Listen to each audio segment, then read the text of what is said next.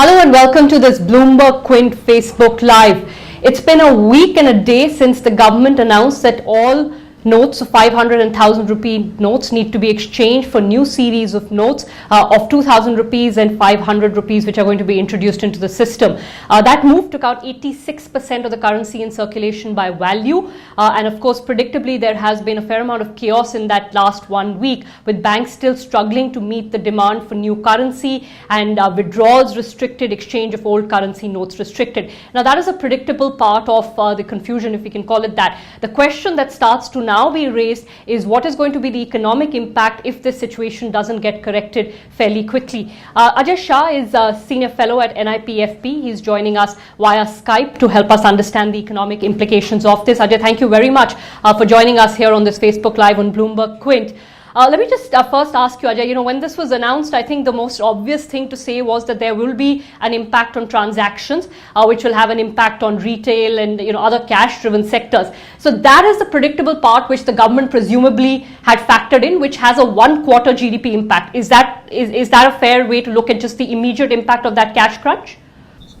In an optimistic scenario, yes. My fear is that potentially it can be a bit worse. Yes, and that's what you detailed in one of your most recent writings, sir. So you talk about, and just explain this to us in a little bit of detail, that this is essentially a shock to the money supply. When you're taking out 86% of the currency in circulation by value, this is a shock to money supply, which can have much wider implications. Can you help us understand the channels through which a money supply shock could play out, sir? Okay, let's run step by step. First is let's fix some numbers in mind. If you count cash, then this is a decline of 86%. If you add in the money that is held in what are called demand deposits, either savings accounts or current accounts where you can write a check on them, then this is a decline of around 50%. Now, this is a pretty big shock. In the international experience, it is hard to think of an event where a money supply went down by so much. So that's the first warning sign that we should be thinking about, that we are on somewhat new territory, that this large money shock has not been seen before. Okay, now second, why might this matter? How does this matter? Well, all of us are living it. Money is the medium of exchange. Money is the method by which we do transactions. Most of us have bought a few things less than what we might have done otherwise, because we don't have the money using which we can effect the trade. And I am an economist. Whenever I walk around the country, I'm always asking people, have you had a decline in your business? And how much have you had a decline in your business? And I typically get answers like 30, 40, 50% decline in business. And this is in Bombay. Okay, so I'm dealing with the city with the least distance from the Reserve Bank of India, where arguably the disruption should be the smallest, where possibly the penetration of electronic transactions is the highest, and so on. So it seems that a lot of people are buying fewer things. So this is level one, that there is a disruption where many people are buying fewer things. But now probe one step further. Does it stop there? What do you think happens to an establishment where you see a 20, 30, 40, 50% decline in demand? That establishment is going to buy fewer things. It will probably buy less of raw material. It will probably buy less of labor. It will probably have problems repaying on some of its debt. Through this, the problem cascades. It goes higher and higher. We are also seeing a behavior where people may have the currency to do a transaction, but everybody is hoarding liquidity. It's like those precious 100 rupee notes. I don't want to spend them. So, other things being equal, you might have been very comfortable buying a lassi under normal times, but today you will say, oh, maybe I should not buy that lassi because I'm trying to hoard my currency. And now imagine lots of people doing that. Imagine all across the system, people say skimping on transactions because you're feeling that currency is something scarce. Yeah. What this translates to is less business. It translates to less demand. So now we switch to macroeconomics. This is the demand shock. This is an aggregate demand shock. It will impact upon the entire economy in time. So let me take an example. Let's go to the most formal sector imaginable thing. Let's imagine people who sell motorcycles, people who sell two-wheelers. Who buys motorcycles? Who buys two-wheelers? It's a lot of people from the informal sector. So if the income stream, if the cash flow of people in the informal sector is adversely affected, they will probably buy fewer motorcycles. Yeah. Then the motorcycle company will probably buy fewer automobile components, and so on. Yeah. The picture I want to give you is that the shock travels across the economy. It's a systematic aggregate shock. It hits everybody in the country together, and it's a demand shock. It's contractionary. It gives you somewhat lower GDP. The crux in this, Ajay, would be how long this lasts, right? Because, I mean, think about your day-to-day relationships. I go to a store, I don't have cash, but he's my neighborhood store. I tell him, sir, मैं आपको कल दे देती हूँ या मैं आपको अगले हफ्ते दे देती हूँ. So there is that little bit of an IOU kind of system that comes into place, particularly actually in rural area where some of these relationships may be deeper. So if it's a week, if it's 2 weeks, the system can perhaps pull through. The problem happens when you get to the salary cycle, and problem happens when it goes beyond, say, a couple of weeks, a month. I agree. First, I want to say that the informal credit networks, they seem easy in the small. So imagine it's between you and me. I'm saying I'll give you 300 rupees tomorrow, and you say okay. Now imagine if you start doing this with a large number of people. The record keeping, the accounting, the tracking of the whole thing becomes difficult. Yeah. Further, imagine that there is an establishment which is under cash flow stress. Okay, so imagine there is a chai wala, and he's giving chai to a lot of customers on credit. So problem number one, he's got to keep track of all those customers. It's a record keeping problem that is beyond many a chai wala. But the second is he's got to buy milk, he's got to buy sugar, he's got to buy tea. Yeah, for some time he'll get credit. But if any one of those credit relationships falters, then his entire production breaks down. So, as you know, what I've been emphasizing is that the really, really important thing to watch out for is when people go out of business. Okay, so firms will go out of business because if the magnitudes to compare are like this. So, question one, what is the size of the decline in demand? Okay, so let me make up a number. Suppose there's a 25% decline in business per day. Question two, how long does it last? Okay, suppose for purpose of example, it lasts for 15 days. So the person is undertaking, let me take 16 days. So the person is losing 4 days of aggregative income because he's losing 1/4 of his income per day for 16 days. Now the question is, how many of these small firms have enough working capital, have enough equity capital, have enough access to debt in order to survive 4 days worth of top line? Okay? I don't know. I don't have an answer to that question. But you see, there are many assumptions. How big is the shock to demand? How many days does this last? How much access to equity and debt capital do I have? If there are some establishments which will now start getting into trouble, which will start downsizing, which will start going out of business, then this starts having bigger ramifications. When firms get disrupted, it's very hard to bring them back to life. As you know, I've been saying, once a firm gets into trouble, once a firm collapses, later on you can put a lot of money supply in the economy, you will not revive the firm. This is a really important thing to focus on. Firms are precious. Firms have organizational capital, and we should not be sanguine about the breakdown of firms. So that's when it turns from a small problem into a big problem. Ajay, the other sort of chain of thought, and correct me if I'm wrong here, what happens to the informal financing network? We all know that the informal financing network, and here I don't mean, the black money or anything, just, or I don't know actually if it qualifies as black money, but money lenders who lend into rural areas, etc. That also gets disrupted, I presume, because they also are heavily cash driven. So the businesses, the small people who depend on that cash flow, also get sort of impacted in all of this. So it's not just firm, it's the people who are in the informal economy that were depending on cash.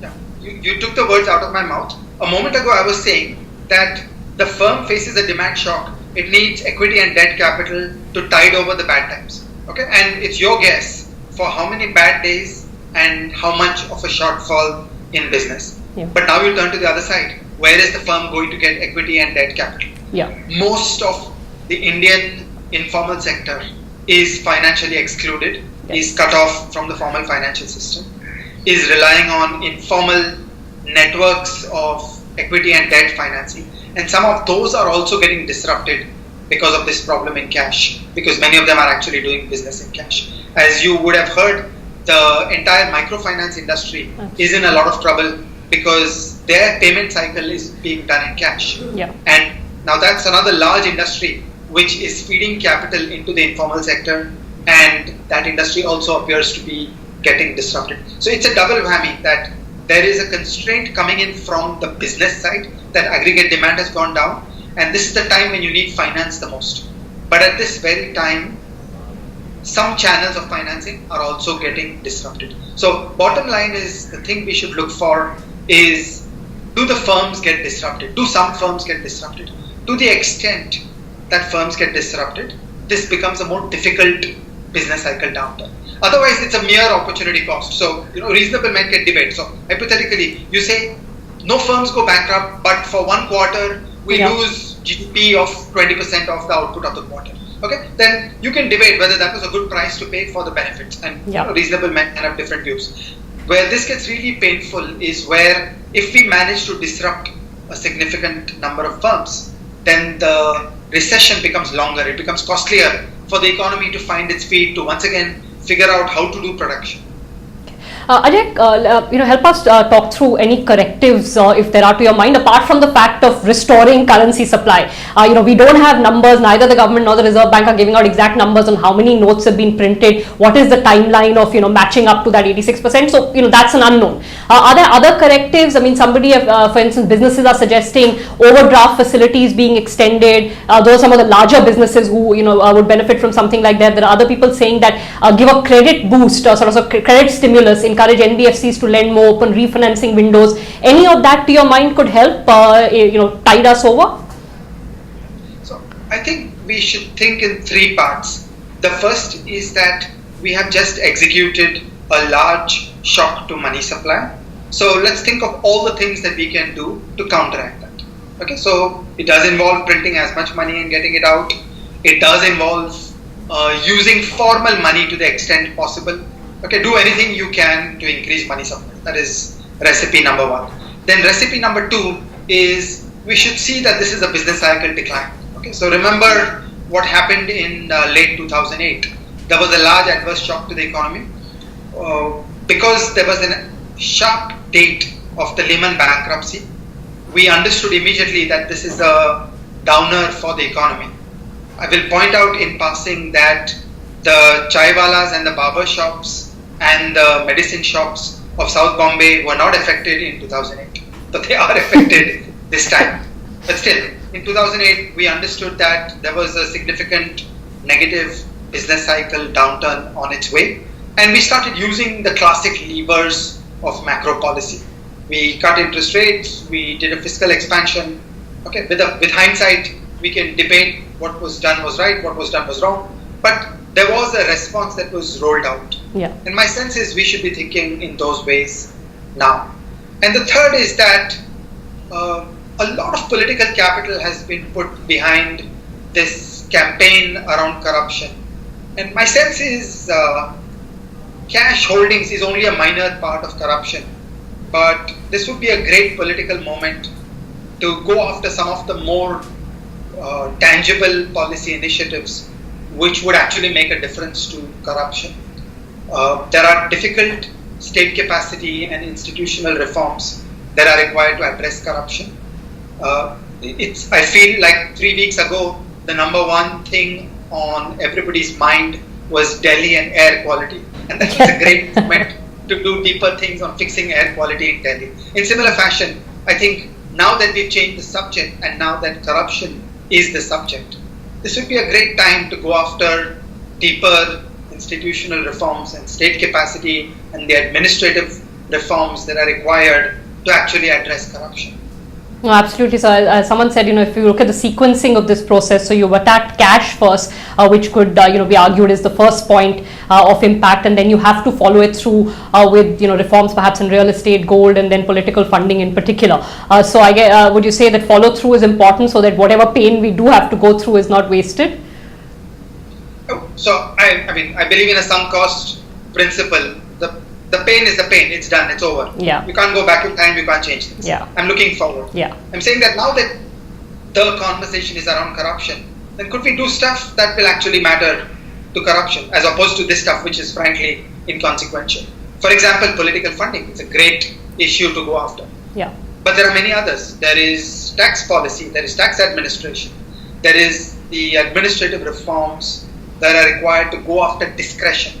There is capital controls and the hawala business. There is customs duty on gold. I could go on and on. There are so many things that are the raw material that are giving us corruption in the country. There is the stamp duty, there is anti-criminality and illegality surrounding the real estate market. It requires deeper reforms. It requires complex reforms. We should be using this opportunity to go after them.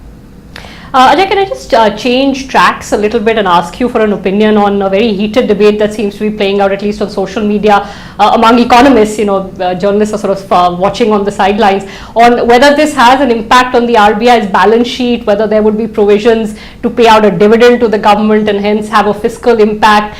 I think there are various very divergent views on that. Any thoughts on that, Ajay, at all? I think that it's not a particularly interesting debate for the following reason. Okay. Suppose you and I had a suitcase of cash, and suppose this was illegitimate income, and we were not able to disclose this officially. What do you think is the probability that we will burn this or that we will bury this in the ground? I think that there is a very active money laundering market where you can sell these notes at a discount. So you take a discount, probably 30%, and those rupees go into the hands of somebody else who will launder them. So those rupees will eventually come back to the RBI. Or you could go gift them to a temple and hope that you get some good karma for your next life. But nobody's going to waste this. So I think it's an interesting hypothetical question. But really, would you really waste a suitcase of cash?